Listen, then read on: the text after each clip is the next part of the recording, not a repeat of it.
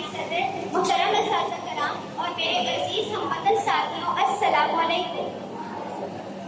आज मुझे इस मुलाकात तकरीब में जिस मौजू पर लफ्ज़ का मौका मिला है उसका उन्वान है पाकिस्तानी कौम की वहदत का मसला।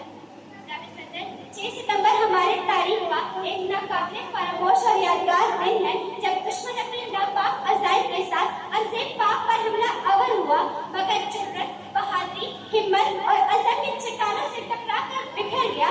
जुर्रत और बहादुरी के वाक़यात ने 6 सितंबर 1965 को जन्म दिया। पुख्ता इरादे और हिम्मत से लड़ने वाले शहीदों के लहू से लिखी जाने वाली जज्बात की तारीख को यौम-ए दिफ़ा-ए पाकिस्तान के नाम से याद किया जाता है। 6 सितंबर का दिन हर साल पाकिस्तान में यौम-ए दिफ़ा के तौर पर मनाया जाता है। ये दिन पाकिस्तान की मुसल्लह अफ़वाज को ख़िराज तहसीन पेश करने के लिए मनाया जाता है। अक़ाबों की तसल्लुत पर फ़िज़ाएं फ़ख्र करती हैं, अक़ाबों की तसल्लुत पर फ़िज़ाएं फ़ख्र करती हैं, खुदी की राज़दानों पर दुआएं फ़ख्र करती हैं। वतन से जिनके बेटे पैदा हो महमूदो आलम, वतन से जिनके बेटे पैदा हो महमूदो आलम, वो धरती सर उठाती है, वो माएँ फ़ख्र करती हैं।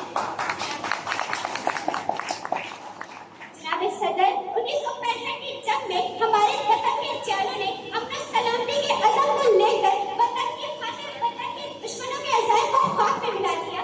कभी रहने वाला जैसे जब्बास की सूरत में, जिसने 30 सेकंड में दुश्मन के 5 टायर गिराकर उन पर खौफ और नजरदारी कर दिया, तो कभी राशिद बिन खान, मेजर अजीज भट्टी की सूरत में, जिन्होंने अपने सीने पर बम बांधकर इस बात का ऐलान कर दिया कि चाहे मेरे जिस्म के टुकड़े टुकड़े क्यों न हो जाए, लेकिन मैं अपने दुश्मनों को मज़ार चका कर रखूंगा,